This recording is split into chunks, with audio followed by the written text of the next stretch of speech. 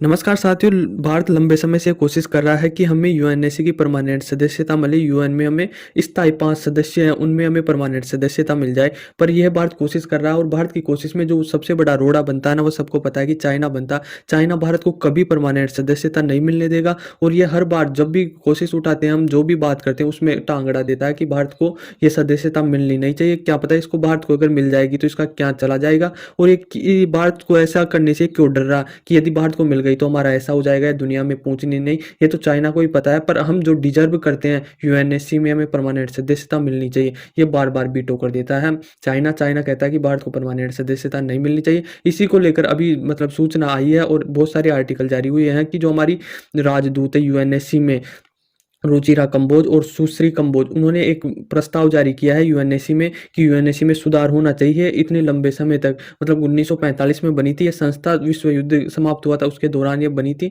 तो तब से लेकर इसमें कोई सुधार नहीं हुआ। तो इसमें कहीं देश जो पहले ताकतवर थे वह कम ताकत हो गए और जो अब नई शक्तियाँ उभर रही है तो उनको भी मौका मिलना चाहिए। तो उन्होंने हमारी जो राजदूत है उन्हें यूएनएससी में मतलब सुधार के लिए एक प्रस्ताव जारी किया और वो मॉडल जारी किया, मतलब एक मॉडल। तो उसमें G4 देशों का मॉडल प्रस्तुत किया कि इन G4 देशों को भी अब परमानेंट सदस्यता मिलनी चाहिए। उसमें भारत भी इंक्लूड है, मतलब भारत भी शामिल है। तो इन भारत का यही कहना है कि जो ब्राज़ील है, जर्मन है और जापान है, ये इतनी बड़ी इकोनॉमी है, इतने बड़े देश है, फिर भी इनको परमानेंट सदस्यता नहीं मिल रही है ना, तो कहीं न कहीं ये गलत हो रहा है और ये गलत चीज़ है। इसके बीच में काफ़ी बहस भी होती है और काफ़ी वार्ता होती है कि इस मॉडल को अपनाना चाहिए। यदि आप 5 सदस्य ही रखते हो और यूएनएससी में कोई सुधार नहीं करते हो तो ये बहुत बड़ा बदलाव नहीं ला पाएगी और आने वाले दिनों में इसका प्रभाव बहुत कम हो जाएगा। और यदि इन देशों को आप मिला लोगे ना, तो कहीं न कहीं ताकत बढ़ जाएगी यूएनएससी की भी और मतलब कहीं लेवल तक ये सुधार हो पाएगा और बड़े डिसीजन हो पाएँगे और दुनिया मतलब अलग लेवल पे जा पाएगी।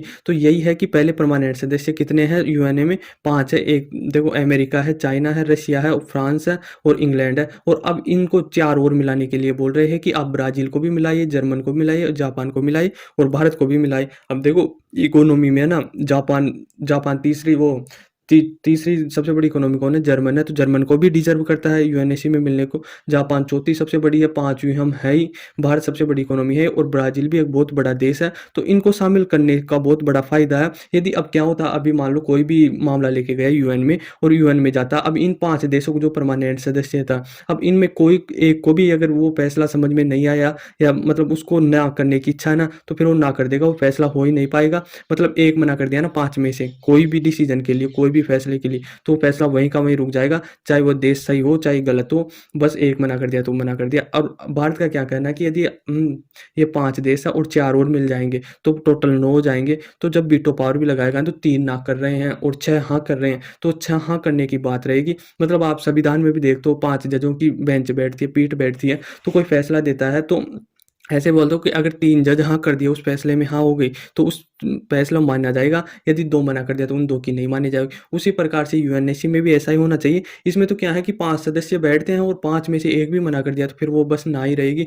वो कितना ही वो कर ले, एक वीटो लगा देते हैं, तो उसका कोई मतलब नहीं है। यदि 9 लग जाएँगे ना, 9 हो जाएगा इसमें, तो 3 ना करेंगे तो वो ना नहीं रहेगी, वो हाँ रहेगी, वो 6 देशों की माना जाएगा। तो इस फैसले को थोड़ा सोचना चाहिए, यूएनएससी में सुधार करने की ज़रूरत है और इन 4 देशों को शामिल करना चाहिए, क्योंकि वीटो पावर का गलत इस्तेमाल हो रहा है हाल फिलहाल में। और जो ये यूएनएससी में लचीलापन आ रहा है ना, ये भी इससे काफ़ी दूर हो जाएगा। यूएनएससी में ये भी कहा है कि जो 5 परमानेंट सदस्यता है वह तो बढ़ाकर 4 मिला देंगे तो कितने हो जाएंगे? 9 हो जाएंगे। और जो नॉन परमानेंट सदस्यता जो हर 2 साल में चुने जाते हैं, वह अभी हाल फिलहाल में 10 है, तो इनकी संख्या भी बढ़ानी चाहिए। जो अस्थायी सदस्य है ना, उनके अभी 10 है, तो उनकी 25 से 30 सदस्यता और होनी चाहिए। इसमें 25 से 30 देश शामिल होने चाहिए जो हर 2 साल में चुने जाते हैं।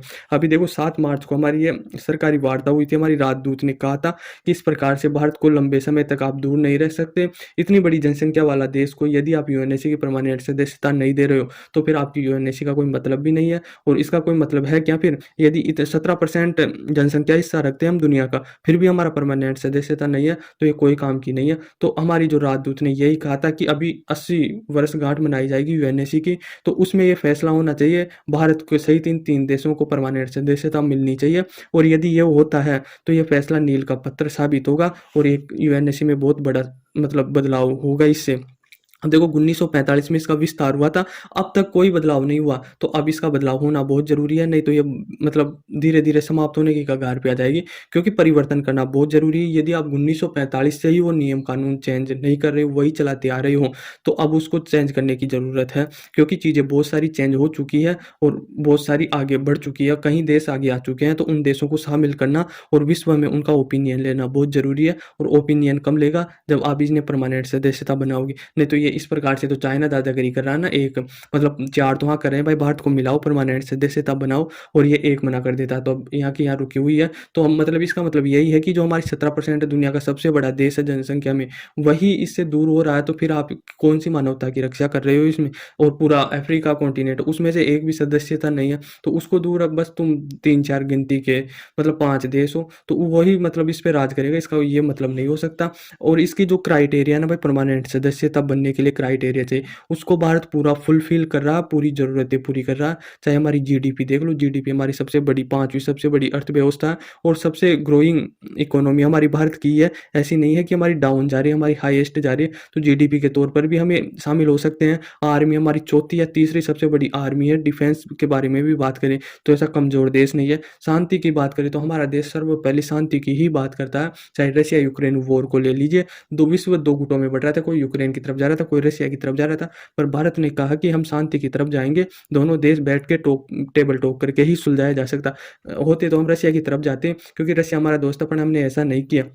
दुनिया जब गुटों में बट रही है, कोई नाटो गुट में जा रहा है, कोई एससीओ में, कोई ब्रिक्स में, तो हम उन गुटों का भी मतलब बराबरी से हिस्सा बन रहे हैं। हम इधर भी बन रहे हैं, मतलब ब्रिक्स का भी मतलब हिस्सा है, शंघाई कोऑपरेशन का भी हिस्सा है, जी20 का भी हिस्सा है, और हम जी7 का भी अब बनने वाले हैं, क्योंकि बातचीत चल रही है कि अब जी8 हो, जी7 भारत को भी मिलाया जाए। पर हमें इनकी ज़रूरत नहीं है, जी8 और जी7, हमें यूएनएसी में परमानेंट सदस्यता चाहिए। और यूएन सबसे बड़ा ये है कि यूएनएसी में हमें शामिल करना चाहिए, क्योंकि हम दुनिया के नंबर 1 जनसंख्या वाला देश है। 17% हिस्सा हम दुनिया का रखते हैं, तो कहीं न कहीं ये लगती है, दुनिया को सोचना चाहिए कि भारत को इस प्रकार से दूर रख के आप गलत कर रहे हो। क्योंकि ये इलॉन मस्क ने भी बोल दिया है कि यदि अब सुधार नहीं होगा तो कोई मतलब है नहीं। आप इतने बड़े देश को नेगलेक्ट कैसे कर सकते हो, इग्नोर कैसे कर सकते हो? परमानेंट सदस्यता आपको बनानी पड़ेगी भारत को। तो कहीं न कहीं हम सारी चीज़ें पूरा गुड फ़ील कर चुके हैं, फिर भी हमें नहीं बना रहे, चाइना की बात में दबाव में आ रहा है। तो ये मतलब वो जो काम के लिए बना है ना यूएनएससी, वो पूरा काम नहीं कर पाएगा। तो आई होप आपको समझ में आया होगा। धन्यवाद।